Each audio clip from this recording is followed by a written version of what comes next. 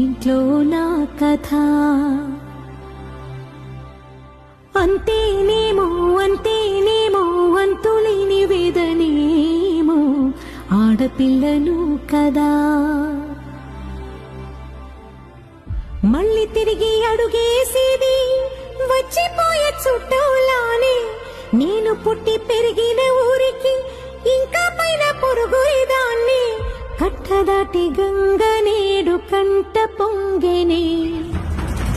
ఎంత ఎంత యాతనో ఎంత గుండె కోతనో, ప్రాణమోలే పెంచుకున్న పిచ్చి నాన్నకు దూలమిరిగి భుజము